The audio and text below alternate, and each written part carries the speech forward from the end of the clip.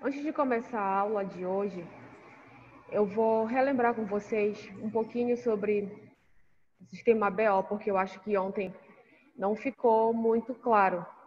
Eu percebi que vocês estavam com um pouco de dificuldade para entender como era que estava funcionando. Deixa eu só ver se eu consigo tirar essa tela aqui. Tá. Se vocês tiverem alguma dúvida, eu gostaria que vocês perguntassem, tá bom? O sistema BO, ele é um sistema muito simples. Então, se a gente conseguir entender como é que funciona, né, ali na teoria, quando a gente for para a prática, vai ficar muito mais fácil para a gente, tá bom? Como eu falei para vocês, o biomédico ele tem que saber como é que funciona na teoria e na prática, e não só na prática, tá bom? Não é só chegar e fazer automaticamente. Às vezes, o que pode acontecer? Eu posso estar achando que estou passando de uma maneira simples, né? E, na verdade, não estou. Ou eu estou passando de uma maneira simples, mas vocês não estão lendo depois o assunto. O que eu faço aqui? Eu faço um direcionamento do assunto, certo? Mas eu preciso da colaboração de vocês para que a gente consiga entender de fato o assunto. Então, se você não está entendendo, você tem que perguntar, você tem que falar. Ah, eu tenho, sei lá, vergonha de perguntar, manda aqui no chat, né? Porque não existe pergunta besta, não, gente, tá? Eu preciso que vocês saibam. E eu preciso saber se do jeito que eu estou falando tá fácil de entender. Mas se eu não tiver uma volta, eu não vou conseguir ajudar vocês. Aí vai ficar complicado.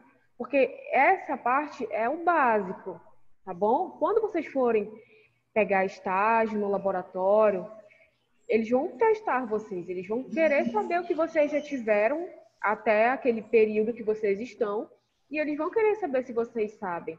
Esse vai ser o diferencial de vocês. Não importa a faculdade que vocês estão fazendo, né? O curso é muito isso. Ah, se você faz na federal, você é o melhor profissional. E a gente sabe que não é assim. É você que dá o destaque que você merece, tá bom? Então, sério, eu preciso que vocês conversem comigo, eu preciso saber como é que tá, porque é difícil eu levar a aula adiante quando a gente chegar na prática e eu fazer perguntas básicas, vocês não responderem. Não lembrar é uma coisa, não saber é completamente diferente. Então, eu vou voltar essa parte aqui das hemácias, dos anticorpos, para a gente conversar um pouquinho mais, porque o meu intuito não é chegar aqui e ganhar o meu dinheiro, que eu vou ganhar de qualquer forma, mas realmente eu quero que vocês aprendam, tá bom? Porque isso vai servir para vocês lá na frente. Então, a gente vai ver um pouquinho mais de calma essa parte das hemácias e dos anticorpos, tá certo? Bom, então, como eu falei para vocês anteriormente, né, essa parte do sistema BO tem duas substâncias que são muito importantes, né? Que são os aglutinogênios e as aglutininas. Que isso nós vimos na prática lá, na hora que nós estávamos fazendo a nossa tipagem sanguínea. Então, o que vai determinar, né, um tipo sanguíneo? É a presença ou ausência dessas substâncias, tá bom? Então, aqui, de acordo com a característica dita na literatura, o aglutinogênio, eles são glicoproteínas. Glicoproteínas geralmente são proteínas de superfície, tá bom? Então, proteínas de superfície, qual é a função das proteínas de superfície? Elas vão receber a ligação de qualquer coisa que entrar em contato com elas, que a gente chama, né, de antígeno e anticorpo, certo? Então, aqui no desenho, na imagem que vocês estão vendo das hemácias, nós estamos vendo lá no grupo A, certo? Essa bolinha rosa em cima da hemácia, né? Então, o que é, como eu falei para vocês, uma glicoproteína? Ela vai estar presente na superfície da célula. Então, aqui, a glicoproteína do grupo A é o antígeno A, certo? A glicoproteína do grupo B é o antígeno B. E a glicoproteína do grupo AB são os dois tipos. Então, se eu conseguir lembrar o que que é uma glicoproteína, né? Eu vou conseguir lembrar qual é a função dela. Então, ela vai receber, ela é o receptor da célula. Por que ela é o receptor da célula? Porque ela está na superfície da célula, certo? Então, aqui a gente consegue observar. E o grupo O, ele não tem uma glicoproteína, tá bom? Então, ele não vai reagir com nada. Ele não tem uma glicoproteína, né? Ele não tem o aglutinogênio, então ele não vai aglutinar. O que a gente pode saber é se é positivo ou negativo, certo? Então, a aglutinina já é a segunda substância importante, né? Elas são glicoproteínas presentes na superfície, perdão, elas são os anticorpos, elas vão servir como anticorpos que vão provocar essa aglutinação. Então, eu tenho o meu aglutinogênio lá na superfície da célula, certo? Que é como se ele fosse o porteiro, a entrada, né, a porta ali, e eu tenho minha aglutinina que ela vai estar onde? No plasma. Outra coisa que eu percebi é que alguns conceitos nós temos que relembrar, porque eu acho que vocês já tiveram, né? O conceito de soro e plasma. Mais à frente nós vamos relembrar. Por quê? Fica muito mais fácil de eu entender por que a aglutinina está presente no plasma sanguíneo, tá? Então, se ela está ali presente no plasma sanguíneo, e eu conseguir entender essa característica, né, do porquê, fica muito mais fácil de eu conseguir associar os conceitos na minha mente, tá bom? Então, aqui eles falam, a literatura fala que existem dois tipos de aglutinogênio, né? O A e o B. Lembrando que o aglutinogênio é uma glicoproteína na superfície da hemácia. Isso a gente está conseguindo observar aí na imagem. Então, eu tenho o tipo A e o tipo B, e o grupo sanguíneo AB tem os dois tipos presentes na superfície, certo? E aqui ele diz que nós temos dois tipos de aglutinina, o anti-A e o anti-B.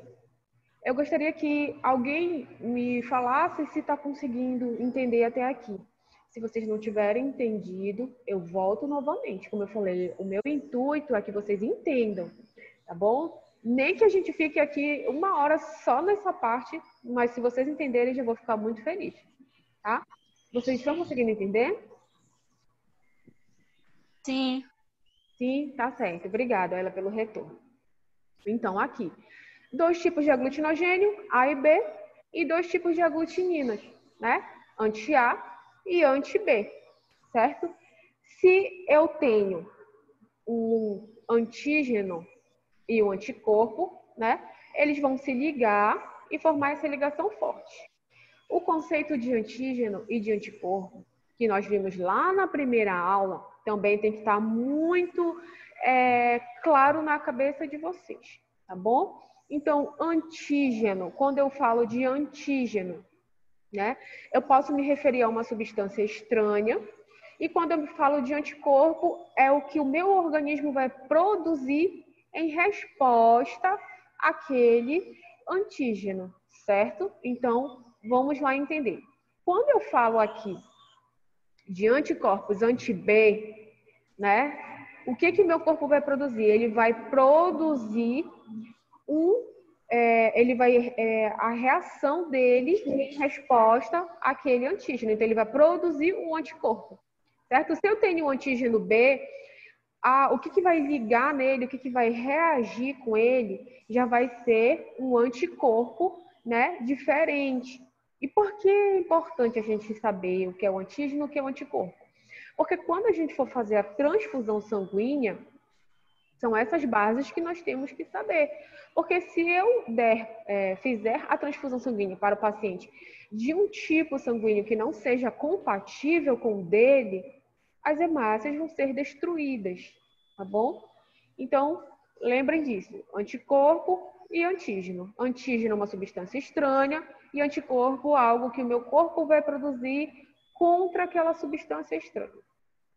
Na superfície da hemácia do grupo A, eu vou ter antígeno A, por conta disso, que ela é caracterizada como tipo A. Na superfície da hemácia do tipo B, eu vou ter antígenos B, né? E por conta disso, que ele é caracterizado como grupo sanguíneo do tipo B. E no grupo sanguíneo AB, eu terei os 2 tipos de antígenos. Então, é o grupo O, né? Onde a gente não tem antígeno. Tá bom? Encarnou?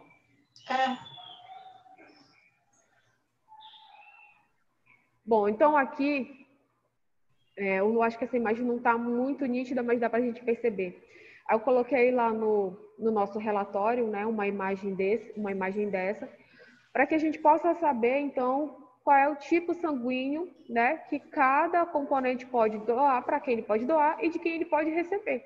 Então, aqui no grupo A positivo, a gente sabe que o grupo A ele pode receber tanto A positivo quanto A negativo, né? E tanto O positivo quanto O negativo. E ele só pode doar para A positivo e AB positivo. Por que que ele não pode receber um tipo sanguíneo do tipo B, por exemplo? Porque ele vai reagir, é uma substância estranha, né? Entrando em contato com o organismo daquela pessoa.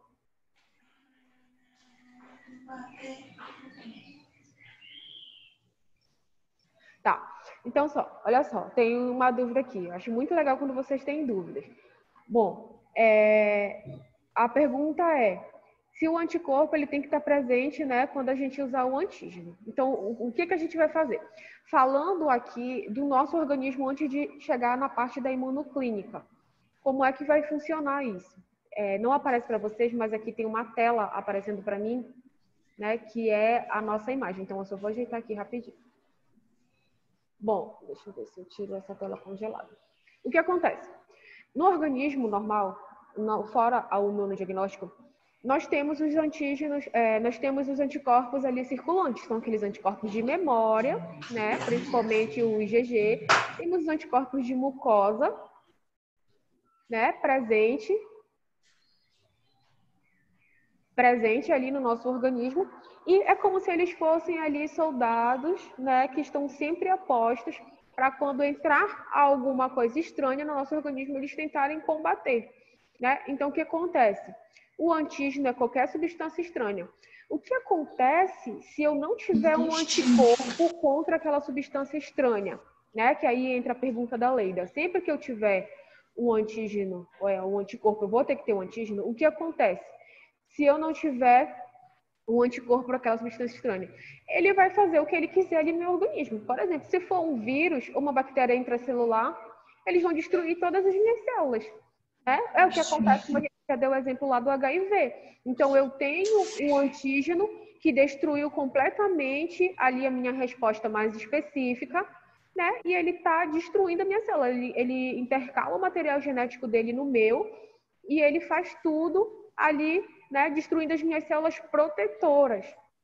Então, se eu não tiver um anticorpo para o antígeno, eu vou sofrer as consequências. O meu organismo pode entrar, né, em colapso. Pode ser um parasita também, né? O parasita ele está ali sugando todos os nossos nutrientes. Então, se eu não tiver algo para combater, né, fica complicado. Na questão dos parasitas fica mais difícil porque como ele é bem maior do que uma bactéria ou vírus, é necessário a gente fazer também a utilização de medicamentos para ajudar, né? Então, a gente vai destruir ali aquele tegumento do parasita, né? Relacionado, por exemplo, a eumintos. Estou falando sobre isso. Então, sim, sempre o ideal é que a gente tenha um anticorpo contra aquele antígeno que entrou em contato com a gente, tá?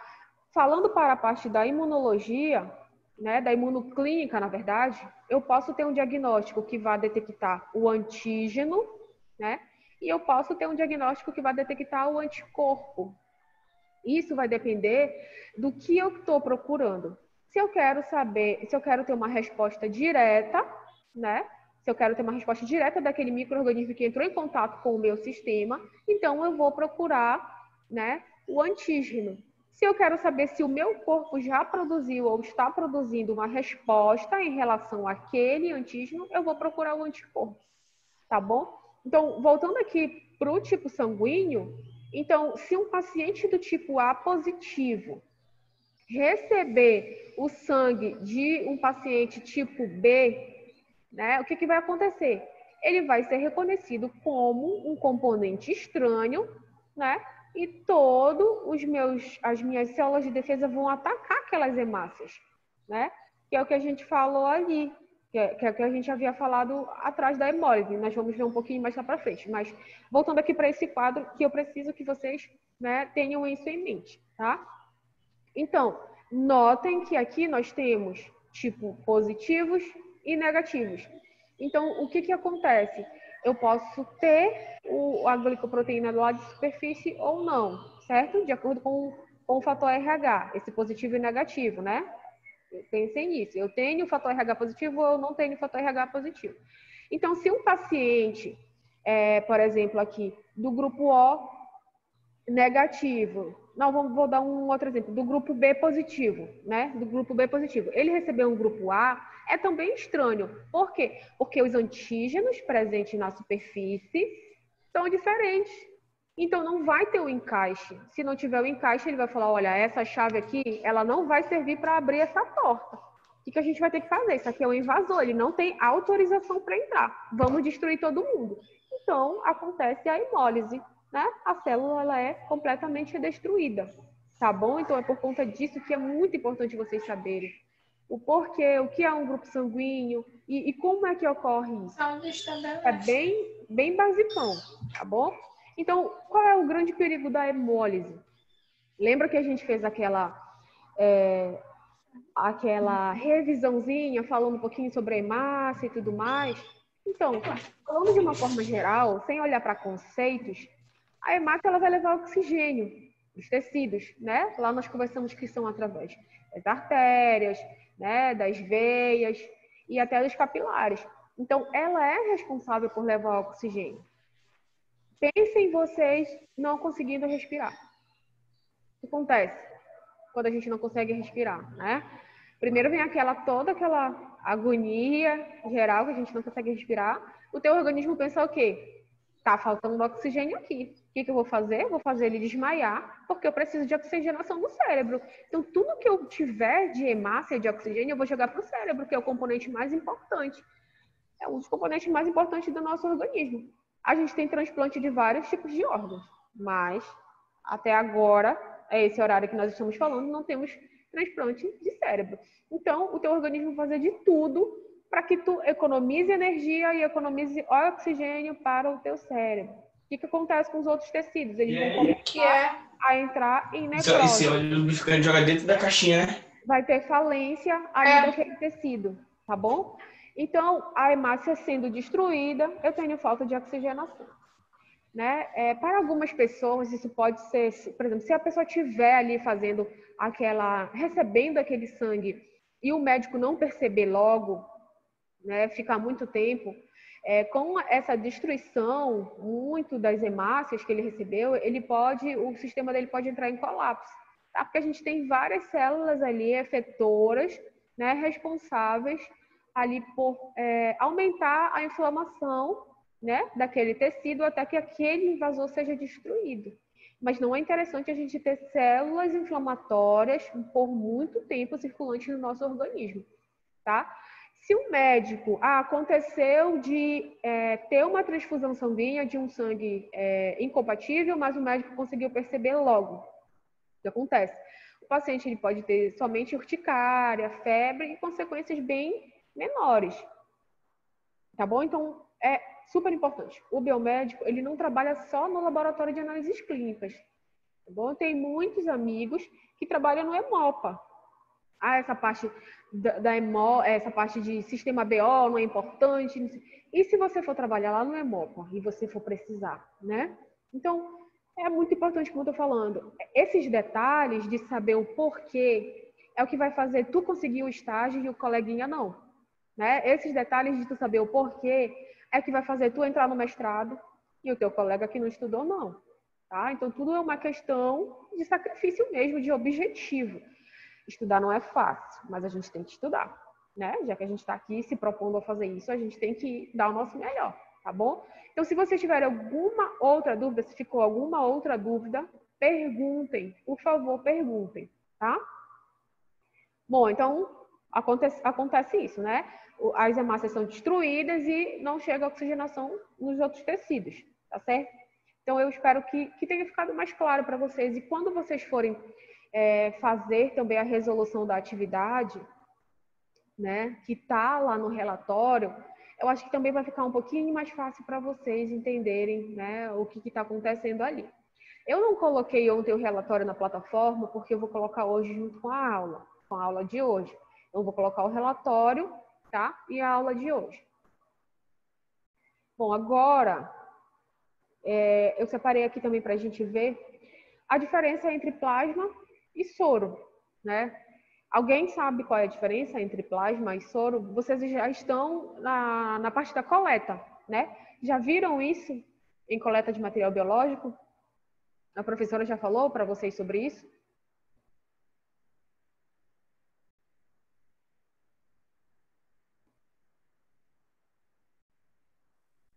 Não.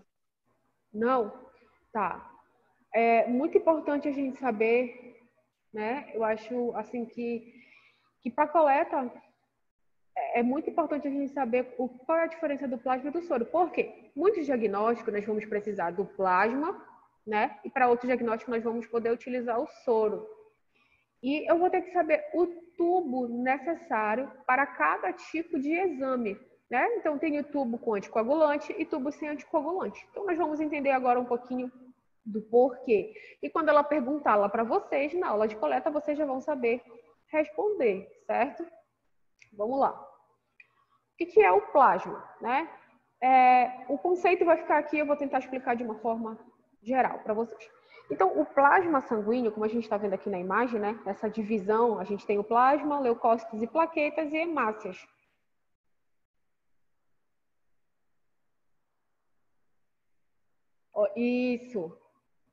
Isso mesmo, tá? A Leila está falando aqui que o plasma contém coagulante, né? Então, o que a gente vai fazer aqui? Olha só, na verdade, é mais ou menos assim. O que acontece?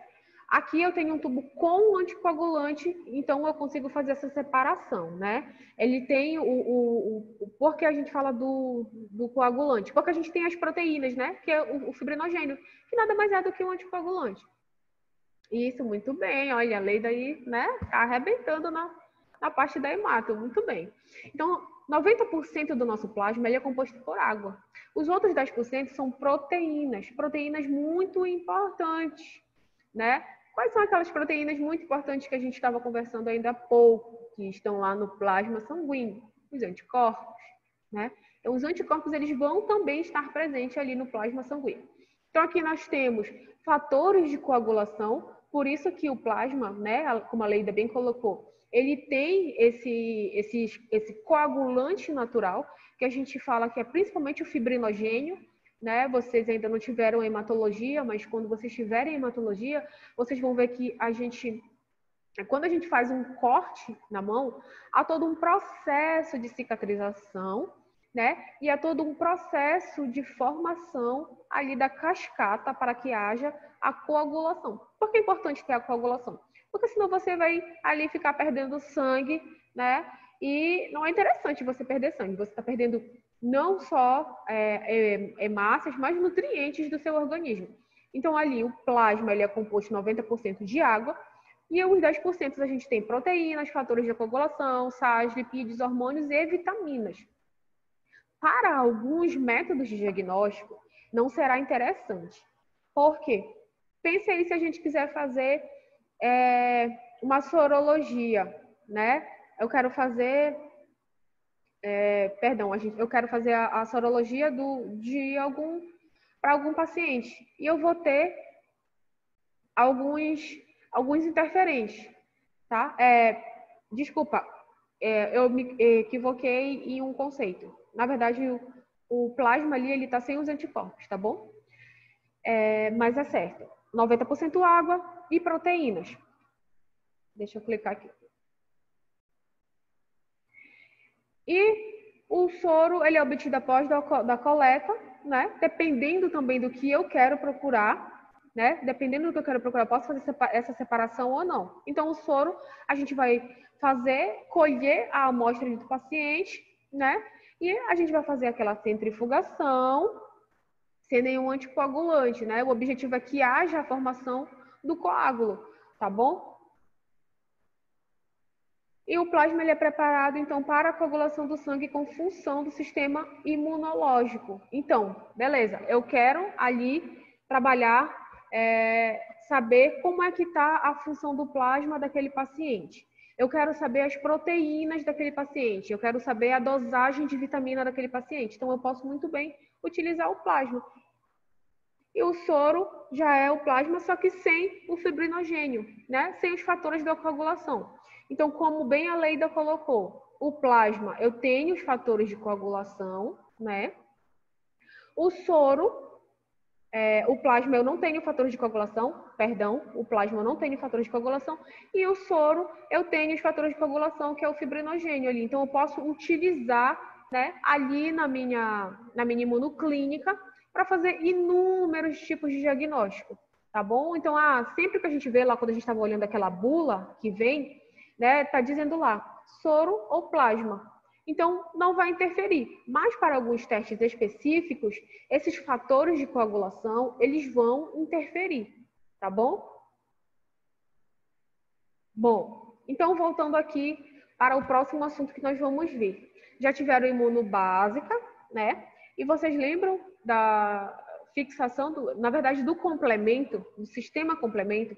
Tá claro na cabeça de vocês, assim, o que é o sistema complemento, como é que ele funciona e tudo mais? Porque o sistema complemento, ele é muito complexo, né? Eles são várias proteínas, é também uma cascata, né? Então, são várias proteínas ali para te dar aquela resposta. Então, aqui a gente vai ver como é que eu posso utilizar essa resposta do sistema complemento para diagnósticos, tá? E sempre vou tentar associar com alguma doença, né? Porque até então, quando a gente só vê aquele método diagnóstico, a gente não entende a importância dele para um paciente, né? Tanto seja humano ou animal. Mas nós vamos trabalhar só com humanos. Não, o biomédico pode também trabalhar com a parte animal. E eu vou dizer uma coisa para vocês, dá muito dinheiro, tá bom? Eu não sei quem tem aqui animalzinho de estimação. Alguém tem animalzinho de estimação? O que acontece geralmente? Quando a gente tem animal de estimação e ele fica doente, que a gente vai fazer algum exame e tudo mais, é muito difícil alguém questionar o valor, porque só quer que, né, seja feito aquele diagnóstico o mais rápido possível. Então, para animais, o diagnóstico, igual como a gente tem, né, hemograma, na parte da uranálise, é muito caro, é bem mais caro até do que o nosso, tá? Em alguns laboratórios, um hemograma, né, vamos dizer assim, laboratório de bairro, né, um hemograma, ele custa em torno de R$30, 50. Para um animal, o hemograma, ele custa em torno de 130, no mínimo R$80. Então, é um valor bem mais alto do que para o humano. Tá? Então, essa parte aí da veterinária também a gente pode atuar, tá certo? Fazendo o diagnóstico. Bom, então aqui a gente vai começar com as características básicas do teste, né? Falando do teste em si. Então, ele é um método sorológico, né? Um método sorológico usado para determinar a presença ou semi-quantificar anticorpos ou antígenos, tá? A gente também tem um outro tipo de teste. Eu posso ter a inibição da fixação do complemento, tá bom? Que nós vamos ver também como é que vai funcionar. Bom, então a gente vai utilizar uma amostra, né? E ver como é que está acontecendo, né, a formação do sistema complemento, tá bom? Bom, então, como a gente falou, o sistema complemento ele é uma cascata, né? Para ele ser ativado, a gente tem que ter uma cascata de ativação. Então, toda vez que eu falo em cascata, eu falo em conjunto, né? Então, é um conjunto de proteínas que vão ter a função de ajudar, né, o reconhecimento ali contra organismos, né, invasores. Então, é como se o sistema complemento ele também auxiliasse nesse reconhecimento de invasores no nosso organismo, tá bom? E nós temos ali as 3 vias de ativação do sistema complemento. Isso a gente vê também na imunobásica, né? Quais são as vias de ativação do complemento. Aqui, para a gente já vai utilizar ele como um teste diagnóstico, então é só para relembrar. Tá? Então, aqui eu tenho o complexo antígeno-anticorpo, né? Quando eles vão se ligar, quando eles se ligam ao antígeno, então eu tenho uma substância estranha entrando em contato com o meu organismo, tenho um anticorpo que já foi produzido em algum momento, por exemplo, contra aquele micro-organismo, né? E eu vou, ali uma molécula do sistema complemento se liga no anticorpo e ativa toda a cascata de coagulação, toda a cascata lá do sistema complemento. E nós vamos entender o porquê é importante a ativação dessa cascata do sistema complemento. Eu não sei se vocês lembram muito bem, tá? Mas essas são as 3 vias de ativação do sistema complemento, né? Então, aqui eu tenho a via clássica, né? A via das lecitinas e eu tenho a via alternativa. Então, todas essas proteínas que vocês estão vendo aí, elas são clivadas, né? O que significa dizer quando eu falo que elas são clivadas? Elas são cortadas, tá? Divididas em subunidades, né? Não é o nosso intuito voltar para a imunobásica, mas eu queria que vocês entendessem aqui o que acontece. Então, a gente tem aqui as primeiras proteínas sendo clivadas, né? Então, elas são cortadas e uma parte dessa proteína, ela vai dar origem a outra, né? A outra proteína mais específica, até chegar no final da cascata de ativação do sistema complemento. E o qual é, então, né? A gente vai ver ali mais para frente, a importância de chegar lá no final. Então, todas essas proteínas aqui, tá? Elas são as proteínas que fazem parte da cascata de ativação do sistema complemento.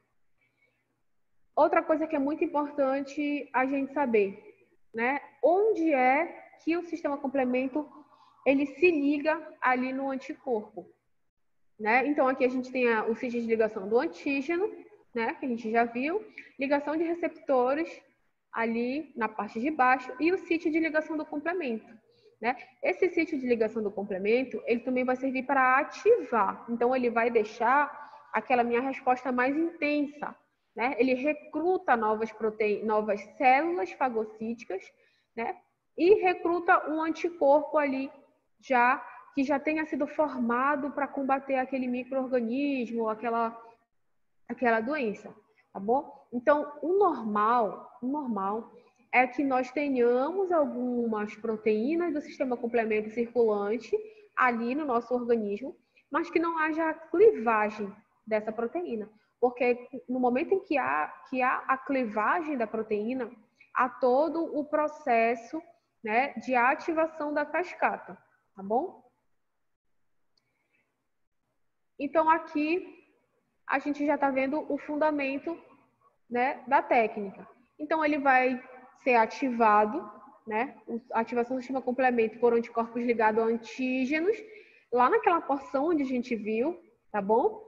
E ele vai formar o final, que é o mais importante, que é o poro de ataque à membrana, tá? Então, essa membrana celular, ela vai romper, né? Ela vai sofrer lise, tá bom?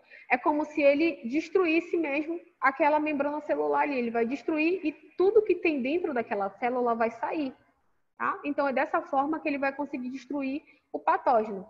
Então, se o anticorpo, né, tiver ligado lá nos antígenos, ele vai ser absorvido nas hemácias e vai ocorrer a hemólise, tá? Esse é o principal fundamento para o sistema complemento aqui na parte do imunodiagnóstico. Então, nós temos proteínas, né, que vão se ligar. Então, eu tenho ativação do sistema complemento ali, ligando o antígeno anticorpo, formando o poro de ataque à membrana. A partir do momento em que eu rompo a minha célula, né, eu submeto essa célula à hemólise. Então, eu vou conseguir observar, né? E toda vez que eu consigo observar a olho nu, já é um teste diagnóstico bem mais barato, porque eu não preciso de um outro equipamento para a realização desse teste, né? Então, eu posso apenas observar se houve hemólise ou se não houve hemólise. Tá? É importante que vocês lembrem dessa parte, porque é o fundamento da técnica, tá? Então, em alguns casos, haverá hemólise, né? E no caso, quando a gente estiver fazendo o teste de inibição, não haverá hemólise. Então, aqui, a gente pode dizer que ele é um teste qualitativo ou semi, né, quantitativo. Então, quando a gente vai realizar esse teste, a gente pode também fazer aquela diluição seriada que a gente conversou lá no fator reumatoide, lá no PCR e até no VDRL. Então, se eu consigo fazer a diluição em série, eu consigo mais ou menos ali mensurar, né, até quanto de diluição aquela amostra continua positiva. Mas não é uma quantidade exata. E por isso, então, que eu falo que ele é semi-quantitativo, tá? Porque não é uma quantidade exata. Eu não sei exatamente quanto que tem ali. Então, eu sempre vou observar até chegar na máxima, né, diluição. Então, aqui, a função, né? A função dele é ligar, né? Se ligar covalentemente, quando a gente já viu que uma ligação covalente ela é muito forte, né?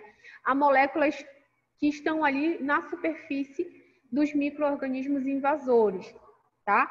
Essa é uma característica do sistema complemento no nosso organismo. Ele vai se ligar, né, ali na superfície, por exemplo, da bactéria, e ele vai formar aquele poro, e a bactéria vai ser destruída, tá bom?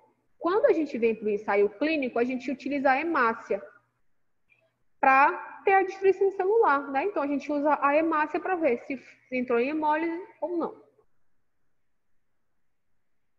Então, aqui a gente vai induzir o desequilíbrio osmótico, né? Gerando aquela apoptose lá no micro-organismo invasor. Por quê? A partir do momento que eu rompo a minha célula, né? Tudo que está aqui dentro sai. Eu perco nutriente, a membrana é destruída, né? Se for um vírus, se for uma bactéria, eu posso perder material genético, né? Então, ela vai ser destruída. Como a gente já falou, né, o sistema complemento ele é formado por um grupo de proteínas séricas e eles são principalmente ali produzidas no fígado, tá? Então, esse é o poro de ataque à membrana, né, que o sistema complemento forma. Tá bom? Então, aqui a gente tem um influxo de fluidos, né, e o complexo de ataque à membrana. Então, toda aquela cascata que vocês viram lá, da C3, C3b, né, C3a, ela vai resultar desse poro de ataque à membrana, tá? Tanto no organismo normal quanto quando a gente vai usar no imunodiagnóstico. Então, a finalidade é saber se esse poro aconteceu ou não na hemácia, tá? Então, esse complexo formado, né, aí por esse ataque à membrana, né, ele vai no nosso organismo acontecer lá naquele micro-organismo invasor, tá bom? Então, ela vai ser destruída, perder todos os componentes e a célula vai morrer.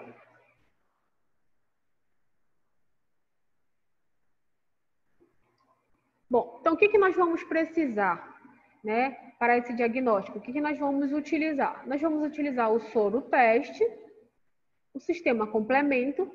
Esse sistema complemento que nós vamos utilizar é um sistema complemento produzido, né? São proteínas do sistema complemento produzidas. O sistema hemolítico, porque eu vou precisar das hemácias para saber se vai ter a hemólise ou não, né? Uma estufa para incubação, porque ele precisa de uma temperatura ideal para que ocorra a reação. Uma centrífuga, né? E um antígeno purificado, se a gente for utilizar na inibição da fixação do complemento. Então, aqui são os nossos, né, materiais que nós iremos utilizar. A estufa incubadora, que eu acho que vocês já conhecem, né? Porque vocês já tiveram aula de microbiologia. Já tiveram aula de microbiologia? Os microtubos, onde a gente vai colocar as amostras dos pacientes, e as centrífugas, né? Que a gente vai fazer ali para ficar aquele sobrenadante ali no tubo, tá bom? Então, lembra que a gente conversou muito sobre a vantagem e desvantagem do teste, né? Então, isso é muito importante. Então, em relação às vantagens, eu tenho um teste de baixo custo, Se eu tenho um teste de baixo custo, eu posso fazer ele em qualquer laboratório. Eu não preciso ter um laboratório com todos os equipamentos de ponta para que eu possa realizar o teste. Eu tenho um teste de boa especificidade. Por quê? Porque o meu antígeno ele vai se ligar, né, diretamente no anticorpo específico. Ah, tá. A professora apresentou. Isso, muito bom. Então, a gente vai usar muito esses equipamentos quando a gente for trabalhar em laboratório. Na verdade, eu não sei se alguém aqui quer, né, montar o seu próprio laboratório, né? Ou se todo mundo quer fazer aí a parte da estética, ou quer fazer um mestrado, algo do tipo.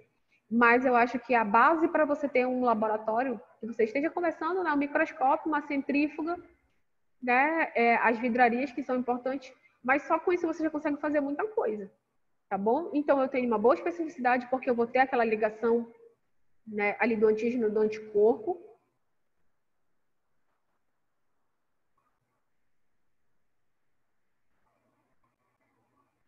Ah, é legal. Ó, porque falando um pouquinho aqui da parte do laboratório, né? Quando a gente vai fazer, quando a gente pensa em montar um laboratório, a gente sempre pensa assim, é muito gasto, porque os equipamentos são muito caros. Realmente os equipamentos são muito caros, e o mercado na capital, ele está bem cheio, né? Mas se você for ver o custo de um hemograma, como a gente estava falando, em um laboratório de grande porte é um valor, em um laboratório de bairro é outro valor, tá? Então a gente sempre tem que olhar essa perspectiva. O que é que eu posso ganhar em quantidade, né? Eu posso fazer muitos testes, ou eu posso trabalhar com equipamentos de ponta e demorar mais um pouquinho para fazer, né? Então o que eu posso fazer? Eu tenho duas opções.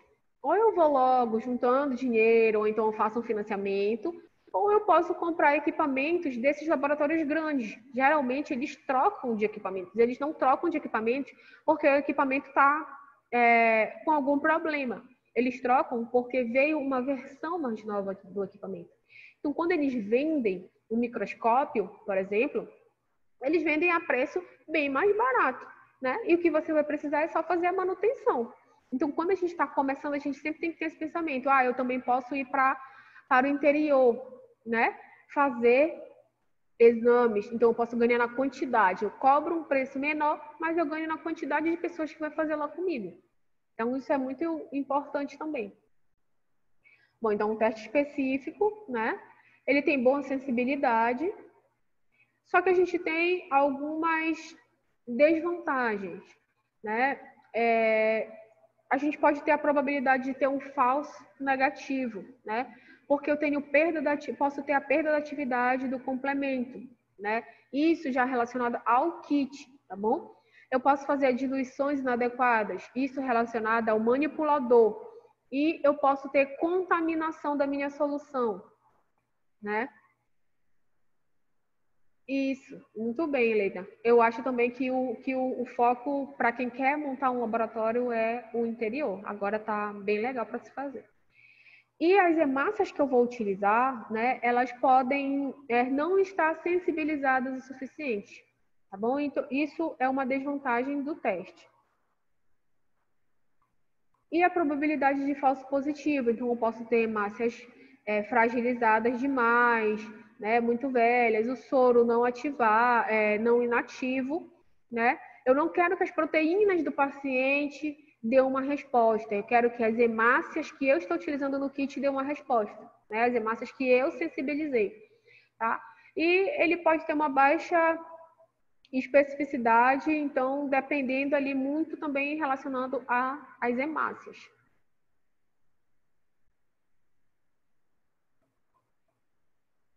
Tá travando? Ainda tá? Voltou já, professor. Tá bom, obrigada. Então tá. Vamos continuar aqui. Então, como a gente falou, além do teste de fixação do complemento, eu tenho o teste de inibição da fixação do complemento. Não vou me deter muito a isso, que eu quero mostrar para vocês aqui na prática como é que a gente vai fazer. Mais ou menos na prática, né? Mas só para a gente ter uma noção. Então, aqui eu tenho o meu tubinho, né? Com o soro do paciente, que é o material que eu vou utilizar. Então, eu tenho o meu sistema complemento, o anticorpo que vai estar presente ali no soro, né? E eu tenho o meu sistema hemolítico, né? O meu sistema ali de hemácias que são produzidas, né? Recobertas com o antígeno que eu quero, né? Então, primeiramente, eu vou pegar o soro do paciente e vou incubar. Quando eu faço essa incubação, eu inativo o sistema complemento do organismo do paciente, né? Então, ele não vai causar interferência no teste. A gente não vai ter um falso positivo, porque eu inativei o sistema complemento. Eu vou pegar esse soro, né? E vou incubar com as hemácias ou com outra célula que o fabricante do kit tenha feito, né? Que vai conter os antígenos específicos lá na superfície. Lembram, né? Os antígenos que estão lá na superfície das hemácias, as glicoproteínas, né? Então, ele tem que ser específico para o anticorpo que eu vou utilizar, tá bom? Então, o que vai depender? Vai depender do que eu estou procurando. Ah, eu quero fazer a fixação do complemento para a doença de Chagas. Então, eu já vou utilizar um anticorpo para a doença de Chagas. Eu quero fazer um sistema complemento para uma doença muito relacionada aos animais, que é a mormo, né, que eu vou mostrar para vocês. Então, eu vou pegar um anticorpo já relacionado a essa doença, tá bom? Então, eu vou pegar um anticorpo específico, pesquisado, já adsorvido, né, ali na membrana. E o anticorpo pesquisado, ele vai estar presente na amostra, se for positiva, certo? E ele vai se ligar na superfície da célula. Então, o que eu tenho? Supostamente um anticorpo no soro do paciente, se for positivo, e eu tenho a minha hemácia já sensibilizada com o antígeno que eu estou procurando.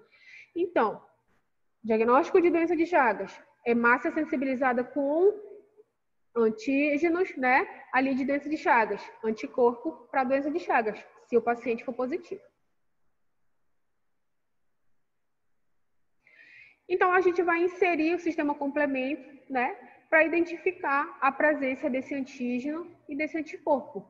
Como é que a gente vai ver isso, né? As proteínas, elas vão se ligar lá naquela porção FC dos anticorpos que a gente viu e vai iniciar aquela cascata, né, até chegar no rompimento da hemácia, até a gente conseguir observar a hemólise, tá bom? Então, após isso, eu vou centrifugar e vou observar como é que esse soro, né, ali, ele está se comportando. Como é que essa amostra está se comportando? Se ela vai ficar bem vermelha ou se ela vai ficar um vermelho mais amarronzado, assim, vai ser diferente. Nós vamos ver na imagem, tá? Porque lembrem que o componente M, né, ele vai dar a coloração. Então, vai ter essa liberação do componente que vai fazer, né, ali a cor da hemácia. Então, se eu tenho a liberação da hemoglobina, que tem esse componente M, né, eu tenho uma alteração da cor da hemácia também. Então, aqui eu tenho um exemplo para a gente ver. Deixa eu voltar para não travar. Tá. O que eu vou fazer? No caso onde a gente não encontre no soro do paciente, né, o anticorpo específico, né? Então, não vai ter o quê? A formação do poro. Se eu não tenho a formação do poro, o que vai acontecer? Elas vão ficar ali todas juntinhas, né? Eu não tenho destruição das hemácias. Então, notem aqui, quando eu coloquei resultado negativo, lá a gente tem um sobrenadante. Como é que vai formar esse sobrenadante? Lembra que tem uma parte da centrifugação? Então, essa centrifugação é para fazer essa separação do material, né? Se eu não tenho essa destruição da hemácia, eu tenho células que vão ficar concentradas no fundo do tubo, como está mostrando ali o resultado negativo, tá? Se eu tiver o meu resultado positivo, o que vai acontecer? Vai haver a ligação dos anticorpos presentes nas hemácias, né, sensibilizadas, os anticorpos presentes no soro do paciente, eles vão se ligar. Quando o sistema complemento for fazer esse reconhecimento, ele vai lisar a hemácia. O que ela vai fazer? Liberar a hemoglobina, né? E ficar mais diluída. A célula ela vai romper e vai ficar diluída.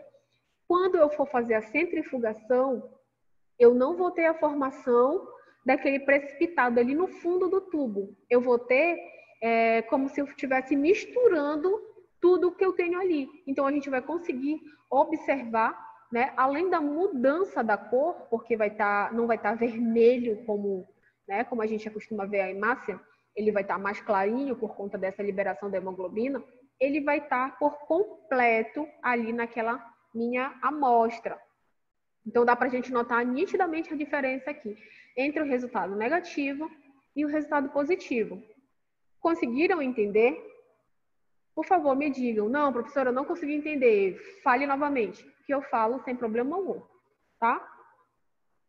Me digam se vocês conseguiram entender. Tá, deixa... Ai, Jesus. Deixa eu ver se eu consigo aqui. Tá, a Virna, tudo bem. Então, conseguiram entender. Então, amostra positiva, o que vai acontecer? O anticorpo vai se ligar no antígeno presente na hemácia e ocorre a destruição da célula. Ocorre a destruição da célula, tem a liberação de hemoglobina.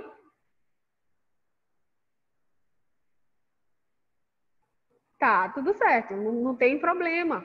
Mas é assim mesmo que acontece, olha.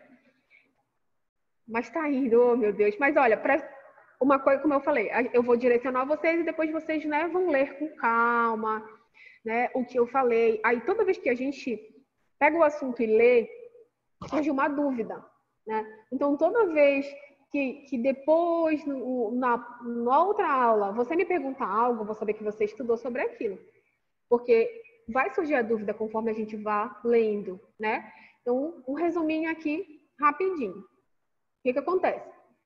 Todos os componentes aqui, né, de teste que foram fabricados com as minhas hemácias sensibilizadas aqui para a doença de Chagas, por exemplo. Então, eu tenho antígenos presentes aqui na minha hemácia para a doença de Chagas. E o paciente ele está com suspeita de doença de Chagas. Então, eu vou ter no soro dele anticorpos para a doença de Chagas. Eu tenho um antígeno e eu tenho um anticorpo. Quando eu colocar no sistema complemento, ele ativa tudo isso. Ativou, né? O antígeno e o anticorpo se ligaram, ativou o sistema complemento e o sistema complemento vai fazer o quê? Um poro de ataque à membrana. Então, a minha hemácia vai ser destruída, libera, né, a hemoglobina que é formada pelo M, que é o que tem o ferro, e vai dar aquela cor avermelhada. E então eu vou conseguir observar uma cor, um vermelho menos intenso, e tudo vai estar misturado dentro do tubo. Por quê? Porque a célula rompeu, então ela lisou, tudo vai estar misturado. Se aquele paciente, né, ele não for positivo, não vai haver a ligação, porque eu não tenho, né, aquele sistema chave e fechadura. Então, se não houver a ligação, o que vai acontecer quando eu centrifugar? Todas as células vão ficar lá embaixo do tubo, como a gente está conseguindo observar aqui.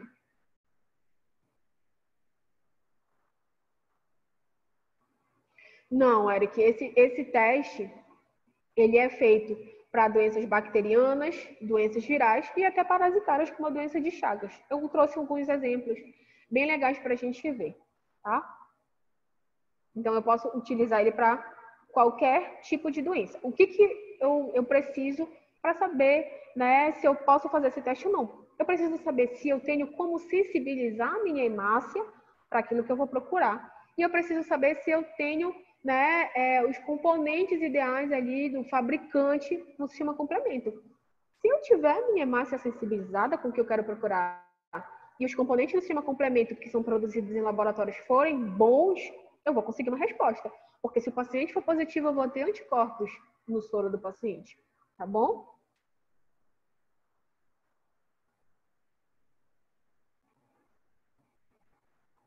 Então, aqui como a gente falou, né? Se tiver aquela interação, então o complemento é ativado e eu vou liberar o material intracelular.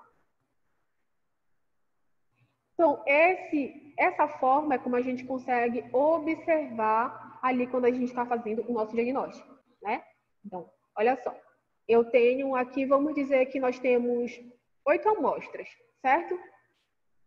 Então, na primeira amostra, eu não tenho uma hemólise, o que significa dizer?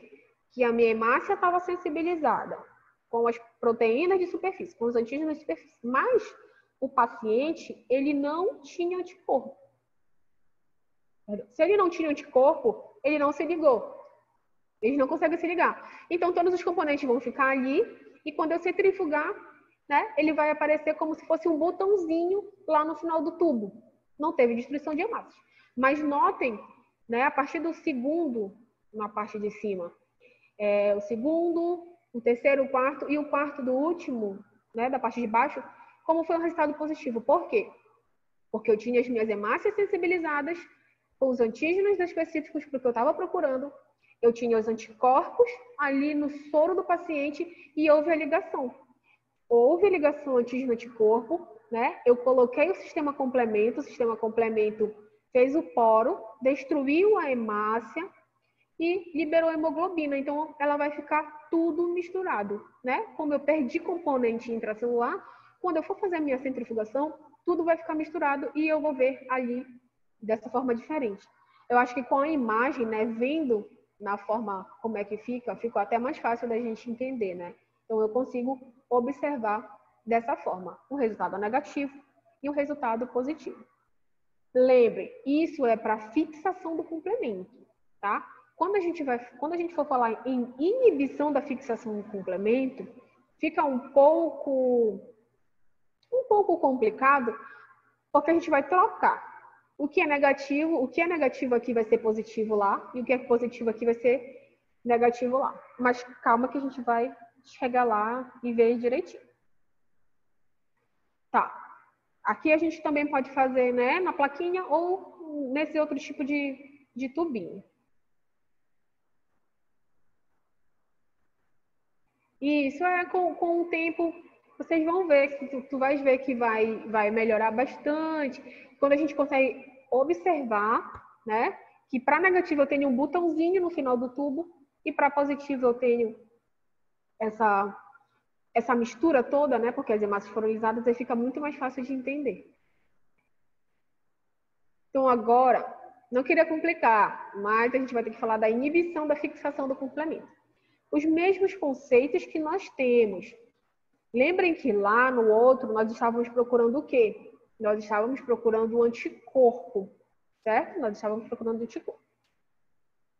Então aqui eu tenho o mesmo processo, né? Eu tenho o soro do paciente que eu vou incubar, porque eu tenho que fazer a inativação do sistema complemento do paciente, né? Para não causar interferência. Esse soro ele vai ser incubado com um anticorpo monoclonal, né? Já dirigido para o antígeno que eu quero procurar. E essa solução do soro, né, que é o anticorpo monoclonal, ela vai ser incubada ali com as minhas hemácias, né? E com o sistema complemento. E a gente vai saber se teve a ligação ou não na membrana da hemácia. Então, o que ele fala aqui? Se elas não se ligarem com os antígenos na membrana da hemácia, não vai haver hemólise nem liberação do material intracelular. Vamos ver isso, né, ali na prática. E, portanto, quando a gente for fazer a nossa centrifugação, a gente vai observar um precipitado avermelhado no fundo do tubo. Olha só, como eu falei para vocês que era diferente, tá? Se eu estou querendo inibir, né, eu vou ter uma diferença quando eu for observar o meu tubo, né? Lá no outro eu queria estimular, eu queria produzir a destruição, certo? E aqui eu quero inibir a fixação do complemento. Lá eu estava procurando anticorpo. Aqui eu posso procurar antígeno, tá bom? Então, olha só, no caso de não haver o antígeno pesquisado na amostra, né, o anticorpo monoclonal, ficará com o seu sítio de ligação livre. Então, não teve nada aqui para se ligar, então ele vai ficar livre, né? E ele vai se ligar, ele vai ser absorvido ali na membrana da hemácia, ativar o sistema complemento, né? E a gente vai ter uma hemólise com liberação do material, tá? Então, eu adicionei, deixa eu ver se sai aqui. Então, o antígeno ali, se não tiver o antígeno no paciente, né? Os sítios de ligação, eles eles não ficarão ocupados, e aqui em caso de haver essa ligação, é difícil, isso fica travando toda hora. E no caso de haver o antígeno pesquisado na amostra, os sítios de ligação, né, do anticorpo monoclonal ali vão ficar ocupados. Isso vai inibir a ligação com os antígenos na membrana ali da hemácia. Então, não vai haver hemólise e nem liberação. O que eu preciso lembrar aqui? Eu estou inibindo o processo de fixação do complemento. O que é o processo de fixação do complemento? A formação do poro. Então, para um teste que eu só quero saber se tem ativação do sistema complemento ou não, se ele destruir, se ele formar o poro, é positivo, certo? Mas se eu quero inibir, vai ser ao contrário. Se ele não formar o poro, é positivo. Vocês conseguiram entender? Pode parecer um pouco complexo, mas é só pensar o contrário. Um eu quero estimular e no outro eu quero inibir a fixação do complemento. Se eu quero inibir, o resultado vai ser diferente. Conseguiram entender? Conseguiu entender, Leida? Conseguiram entender, meninas? Tá dando, professora. Estou acompanhando aqui a senhora. Tá, tudo certo, então. Então, agora, o que é muito legal a gente fazer é a associação. A Virna também está entendendo, muito bom. Então, agora, o que é legal a gente fazer é a associação, né, com algumas doenças. Porque eu acho que isso aproxima muito mais a gente do paciente, né? Saber o porquê que ele tem que fazer esse tipo de diagnóstico, né? Então, é muito legal. Eu vou fazer um método diagnóstico que é só uma imunocromatografia. Então, só vou colocar a fitinha ali e dar um resultado. Isso não é legal. Mas alguns exames, principalmente os imunocromatográficos, a gente vai ver que é muito rápido. Então, pensa ali que você está com uma doença muito ruim, sofrendo pra caramba, e você quer uma resposta rápida. Então, esses testes são muito importantes. Não sei se já tiveram micologia, eu acho que ainda não, né? Talvez micologia seja mais para o final do curso. Então, quando vocês estiverem lá em micologia, vocês vão ver que alguns fungos, né, eles são bem patogênicos. E as infecções ocasionadas por fungos, elas são muito mais difíceis de serem tratadas. Principalmente, né, quando elas são sistêmicas ou quando elas são, vamos dizer assim, uma micose de pele. Por quê? Porque entra aquela questão social, né? Imagina você ali com uma micose de pele super horrível, você não vai querer ir ao médico. Só que quanto mais tempo você fica sem procurar, né, uma ajuda, mais o fungo vai ali, como a gente pode dizer assim, enraizando no seu organismo e fica muito mais difícil de tratar. Então, eu vou dar um exemplo aqui para vocês. Eu tô com alguma infecção bacteriana e o médico passa um antibiótico para mim no máximo 10 dias. Né? Eu consigo ali me curar daquela infecção bacteriana. Para alguns fungos, a gente tem um tratamento de 1 ano ou mais. Então, o sistema imune ele sofre um pouquinho ali também, né, com a ação dos fungos. É bem difícil da gente conseguir formar uma resposta eficiente para a ação contra fungos. É por conta disso que toda vez que eu entro em contato com aquele fungo que o meu sistema imune tiver, né, debilitado, eu vou ter a mesma resposta que eu tive a primeira vez. Então, eu vou ficar doente como se fosse a primeira vez, tá? É muito difícil. Vocês já viram algumas pessoas? Então, é muito difícil. Estar fazendo tratamento há muito tempo. Alguns fungos, eles são o tratamento mais rápido, né? Mas para alguns é muito difícil. Já viram que algumas pessoas têm o fungo nas unhas? Nossa, como é difícil. Por quê? Porque o fungo gosta muito de umidade. Principalmente quem é doméstica, né? As meninas que lavam, os meninos que lavam louça, que pegam muito no molhado, né? Na água.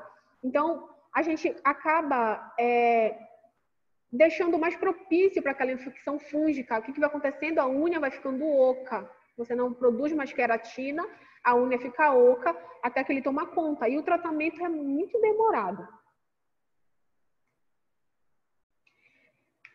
Na verdade, é assim, Leida, o que acontece? Para você... sim. É bem difícil. E são fungos que são presentes na nossa flora, né?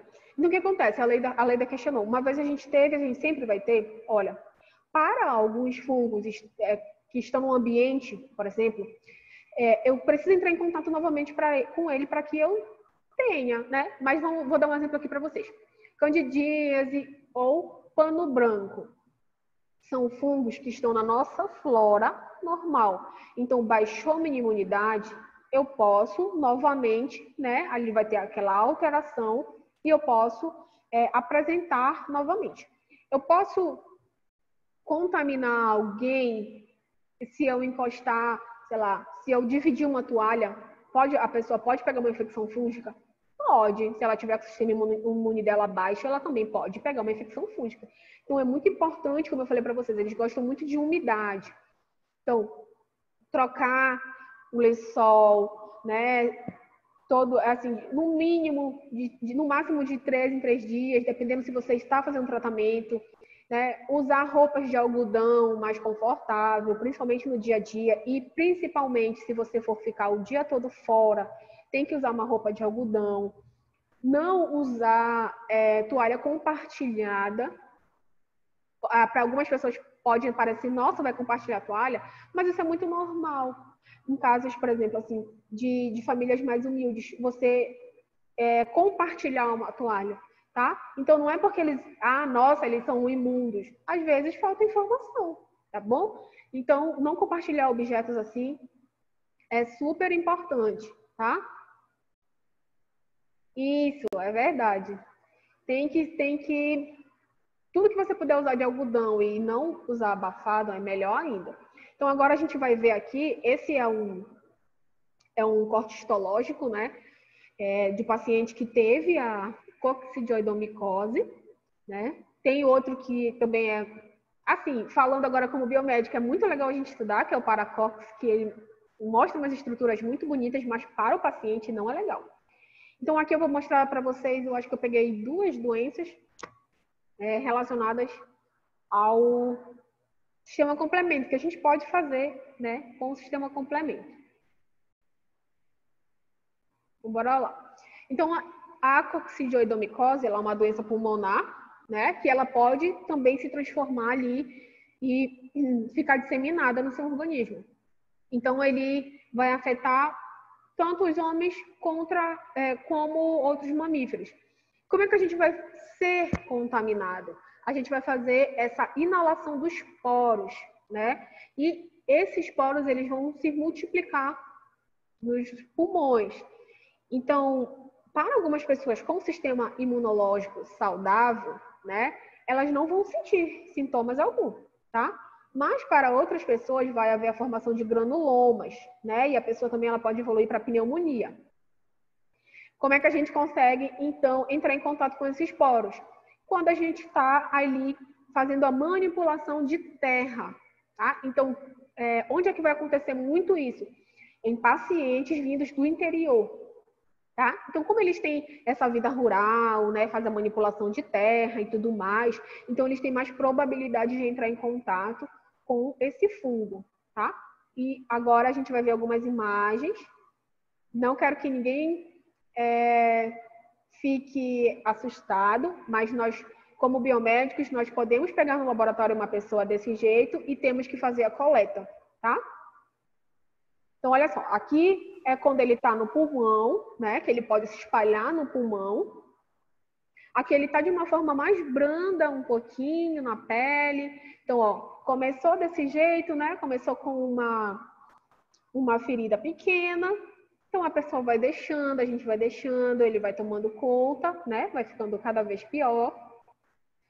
E até que ele já chega no estágio mais avançado. Porque lembrem-se que ele pode se disseminar no organismo, tá bom? Então, olha só. Aí vocês podem estar me perguntando, Mas por que o paciente deixa chegar a esse estágio da doença, certo? Lembra que eu falei para vocês que é muito complicado quando a gente está fazendo tratamento para doenças que afetam a nossa pele, né? Então, isso vai mexer com o teu psicológico, isso vai mexer com a tua parte social, né? Então, você fala assim, nossa, mas esse paciente deixou eu chegar a esse nível. Pense aí você, né, com uma ferida no rosto. E aí você vai escondendo, eu vou tratar, eu vou tomar o medicamento que o vizinho falou que ele tomou e deu certo. Mas não dá certo em uma infecção fúngica, como eu falei. Essa daqui é sistêmica, então ela vai se espalhando, se espalhando. Quando você vê, já tomou conta, tá? Acontece poucas. Sente dor também. A pessoa sente dor, sim. Então, acontece agora, esses casos são demais antigamente, mas ainda acontece no interior do estado, tá? Esses casos onde a pessoa ela não tem ideia do que ela tá ali na pele. Então, ela vai deixando. O trabalhador ele não tem como sair lá do interior para vir para a cidade, né? Fazer aquele tipo de diagnóstico, tudo mais. E isso é muito constrangedor. Aí pensa aí, você não veio, né, fazer o seu exame e tudo mais, ficou desse jeito. Aí você chega com o médico, né, e ele vai falar, olha, você vai ter que fazer um raspado, né, que o biomédico ele faz um raspado ali daquela lesão para a gente fazer o exame direto, né, e também a gente pode fazer a cultura e tudo mais para ver o que você tem. E aí o paciente chega lá no laboratório e você olha para ele assim com uma cara de meu Deus do céu, o que é isso? Né? Então, internamente você pode estar com essa cara de meu Deus do céu, o que é isso? Pode. Mas você não pode passar para o paciente o que você está pensando, porque ele vai ficar constrangido. E isso pode fazer com que ele nem queira mais voltar, né? Então, olha o quanto é difícil. Mais ou menos assim, que acontece com hanseníase, né? Todas essas doenças de pele, elas são bem complicadas de serem tratadas. É bem difícil mesmo o tratamento, tá? Então, olha só, um fungo, ele pode, né, fazer com que o paciente fique dessa forma. Então, a informação é muito importante. Tratamento de fungo, tem mais uma coisa, o tratamento de fungo, quando você começa em casa, eu vou passar um medicamento desse que eu vi na televisão. Porque na televisão está dizendo que dá certo, então eu vou usar e vai dar certo. O que acontece? Talvez nem ele seja resistente para aquele medicamento. E quando você for fazer o exame, vai dar negativo também. Ele pode camuflar também. Então, o que o médico vai dizer? Olha, você vai ter que esperar 1 mês ou 2 para fazer novamente esse exame, porque você utilizou um medicamento que não era.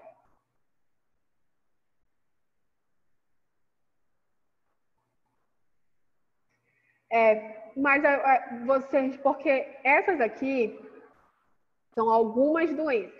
As outras, como eu falei para vocês, como biomédico é interessante, né? Como profissional da saúde, é interessante a gente estudar, mas o paciente, imagina aí, como eu falei, um teste rápido para uma doença dessa. Não é legal para a gente, porque a gente não vai fazer muita coisa, né? A gente vai pegar, colocar a fitinha, fazer um raspado. Mas olha só o paciente desse jeito, ele não quer uma resposta rápida, ele quer uma resposta urgente. Por isso que a gente sempre conversa.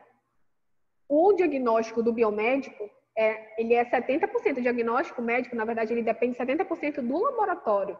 Então, se eu errar o diagnóstico, que é simples, olha, eu vou pegar os componentes que vem no kit e vou colocar o soro do paciente.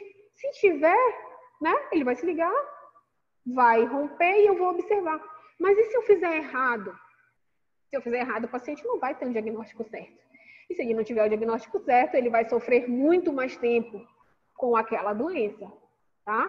Então, a gente tem que, né, começar a ter a consciência, por isso que eu sempre gosto de trazer o teste e a doença, porque a gente consegue se aproximar, né, ter mais esse lado humano, entender mais como é que o paciente está se sentindo. É a mesma coisa que acontece quando a gente está estressado, né? Na verdade, a gente está com medo e alguém vai coletar, vai fazer colher o nosso sangue ou vai dar uma injeção e a pessoa está estressada. Nossa senhora, a gente já está sofrendo, aí a pessoa está estressada, já não trata a gente bem, é tudo horrível, né? E eu peguei essa outra doença aqui que Particularmente também não conhecia, porque é da parte veterinária. Pode acontecer com um humano, mas ele é mais difícil. Essa já é causada por uma bactéria, né? Olha como ela é linda, né? É muito bonita a bactéria. Então, é chamada de doença do mormo, né? Então, é uma doença infecto-contagiosa, que significa dizer, se um animal tiver contaminado, ele pode contaminar outro animal. Pode acontecer em humanos, mas é mais raro e os casos são fatais, tá bom? Então, é uma bactéria que é o agente etiológico, né? Burkholderia, né? Um nome aí todo difícil. Os sinais clínicos, febre é uma resposta normal do nosso organismo, né? O que vai acontecer? Aumenta a temperatura, ocorre a desnaturação de proteínas, porque o teu organismo fala assim, bom, tem algum invasor aqui, então eu vou aumentar a temperatura para matar ele, só que a gente acaba também sofrendo com a febre. Por isso que algumas pessoas, se tiver só febril, elas preferem não tomar um medicamento antitérmico, porque a febre é uma resposta do teu corpo, tá? Então, a gente pode ter febre, tosse, corrimento nasal, né? E pode evoluir para lesões nodulares e úlceras. Então, toda vez que a gente fala ali de lesões nodulares e úlceras, aí vocês já sabem que a imagem não é muito legal, né? Então, aqui eu peguei a imagem de um animal para mostrar para vocês como é que fica no animal. Geralmente, essa doença, ela acontece em equinos, né? Então, se o animal não for tratado, né, ele pode ficar todo deformado. E qual é a importância desse diagnóstico também? Vocês sabem que tem competições, né, que os prêmios assim são muito, muito altos e os valores dos animais são muito caros. Então, eu tenho ali um cavalo, sei lá, vindo lá do Oriente Médio, que ele pode valer mais de R$1 milhão. Aí imagina, né, que tu és o biomédico ali responsável daquele laboratório e tu tens que fazer o exame para saber se esse cavalo ele está contaminado ou não. E o teu cavalo vai sair daqui do Brasil para ir competir, sei lá na Arábia Saudita, vamos supor. Então, tem todo um protocolo de diagnóstico internacional que esse animal tem que ser submetido antes de chegar a outro país, né? Por quê? Lembre que é uma doença infecto-contagiosa. Se um cavalo daqui for contaminado lá para outro país, ele vai contaminar outros animais, tá? Então, é um diagnóstico simples que é muito utilizado. Nesse caso aqui, a gente pode fazer o ELISA, né? E também o sistema complemento para dar um suporte maior ali no diagnóstico. Bom, ficou alguma dúvida? Vocês querem acrescentar alguma coisa? Gostaram do sistema complemento? É um teste fácil de fazer, né? Mas que pode mudar ali a vida do paciente com um diagnóstico mais rápido, né? E bem mais em conta. Vocês têm alguma dúvida em relação a isso? Professora, um animal que pega essa doença, nesse caso, tem que ser sacrificado, né? Se conseguir descobrir a tempo, né, consegue fazer o tratamento com antibióticos e tudo mais. Mas se já evoluir, né, como a gente já viu ali o outro cavalo, ele estava todo tomado, ele perdeu completamente o pelo. Então fica muito mais difícil de conseguir um tratamento. É isso que eu estou observando, assim, aqui olhando. Isso. Aí como eu falei, imagina um cavalo desse que vale R$1 milhão, né? Meu Deus, não queria estar na pele. Pois é. E você não consegue nem competir se for, né? Se der positivo. Você tem que voltar e fazer todo o tratamento e tal, tudo mais. Então, esse diagnóstico ele é muito importante, né? É muito importante, tanto para nós quanto para os animais. Tem outras doenças também, como doença de Chagas. Né? A doença de Chagas ela é muito recorrente aqui, né? A gente está numa área endêmica para Chagas, né? Amazônia. Tem diagnóstico, né, professora? Doença de Chagas, né? Isso, tem vários tipos de diagnóstico para doença de Chagas. Porque se o paciente tiver alguma alteração cardíaca, né, ele pode morrer muito rapidamente. E aí a doença de Chagas ela está associada ao que na nossa região? A nossa alimentação, principalmente, né? Então, a base alimentar do paraense é o quê? o açaí, né? Então, se você for consumir, né, também Chagas, Barbeiro, tudo, você pode também ali, né, ter, que a gente chama de barbeiro. Então, você pode ter aquela, né, aquela doença. Aí você já tem uma alteração cardíaca e não sabe. Então, pode ser um ataque fulminante, né? Então, eu vi um médico aqui de Belém, um médico, comprou um açaí no local higienizado, muito bem estruturado, que eu não posso falar onde foi, mas ele ficou doente, né? Teve chagas, morreu. Ele teve um infarto fulminante. Então, o diagnóstico dele foi demorado, né? Então, essas doenças que têm muita similaridade com outras, é muito mais difícil da gente dar o diagnóstico. Querem falar mais alguma coisa? Não, já falei muito. Sou assim, Não, mas é legal, assim, ó, a Renata está participando também bastante, o Eric, a Leida. É importante, é legal. A aula não fica chata, monótona, mesmo que seja dúvida. É muito bacana, assim. A aula rende mais, eu acho. procuro sempre perguntar aquilo que eu não estou entendendo mesmo, mas desnecessário eu não falo, não. Então, olha só. No caso, eu vou colocar essa aula, né, lá na plataforma, eu vou colocar a atividade. Se vocês, não, professora, eu tenho uma dúvida, mas eu realmente não queria perguntar aqui, pode me mandar lá no meu WhatsApp, pode mandar por e-mail que eu respondo, tá bom? Eu só não quero que vocês fiquem com a dúvida. Tem muitas coisas que eu não sei e eu tenho que perguntar. O que limitava o meu conhecimento? Eu comecei a trabalhar na bioinformática, e na bioinformática é um pouco complicado, porque é muita prática, é prática, é prática, é prática. Se você fizer uma vez e você nunca mais for fazer, não adianta, você vai ter que começar do zero. Então, eu não queria aprender, na verdade, eu tinha isso na minha cabeça, porque eu não sabia, e eu ficava com vergonha de perguntar, eu ficava com vergonha de mostrar que eu não sabia, porque eu tinha que saber. E a gente não tem que saber nada. A gente tem que perguntar e tem que exercitar, e aí sim a gente vai pegando o conhecimento mais a fundo daquilo. Quer falar alguma coisa, Renata? Não, professora. Tá bom. Então, eu vou encerrar a aula. Muito obrigada pela participação de vocês. Muito obrigado aos colegas também que estão presentes, né, que não perguntaram, mas... Isso, Eric. O relatório, só voltando. Como é que eu quero que vocês me entreguem um relatório? Vocês podem... Eu vou tentar colocar em Word, tá bom? Aí vocês só deletem as informações que estão embaixo, deixa aquele cabeçalho lá da Examais, tudo mais, coloquem o seu nome da sua dupla e coloquem aquelas informações. Eu quero, na verdade, não é por escrito, eu quero que vocês façam no documento do Word mesmo e me enviem por e-mail, tá bom?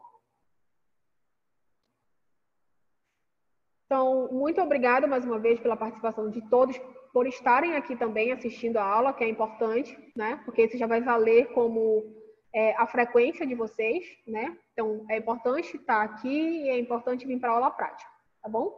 A gente só sai daqui da teoria e faz uma boa prática quando a gente assiste a aula. Tá? Então, pode falar. A senhora falou o relatório, a senhora vai colocar agora, né? Isso, eu vou colocar junto com a aula. Esse relatório é baseado nos assuntos que a senhora já deu também, né? Agora, Esse até relatório agora. é do sistema ABO, que a gente teve agora aula prática. Sim. Ah, tá. Mas eu posso fazer só pelo que a senhora também explicou, a responder? Porque eu Pode aula fazer. prática. Pode fazer. O que tu pode responder, né? E para te saber, porque eu coloquei lá para te fazer o teu sistema ABO. E quando tu vieres na próxima aula, tu faz a tua prática do sistema ABO para te poder colocar. Tá, e quando eu tô aqui na cidade também, onde eu moro, né? Até agora ainda não tem previsão. Eu tava até conversando com a coordenadora sobre isso, né? Aí eu tô esperando uma resposta dela ainda. Certo. Então, de acordo com o que ela falar para ti, tu me fala que eu posso fazer uma avaliação diferente. Porque, Sim, professora, é isso que eu queria... a parte prática ela vai valer aqueles pontos que a gente conversou também, né? Os 3 pontos. Tudo bem, mas eu vou me esforçar para fazer tudo que a senhora mandar aí, tá? Tá bom. Tudo bem. Tchau. Tchau. Então, gente, boa tarde, tá? Nos vemos na terça com a parte prática E se tiverem alguma dúvida, estou sempre à disposição. Não sei se eu vou conseguir colocar logo, mas até à noite, creio eu que a aula já esteja disponível. Eu vou avisar no grupo, tá? Muito obrigado e eu vou encerrar a nossa aula.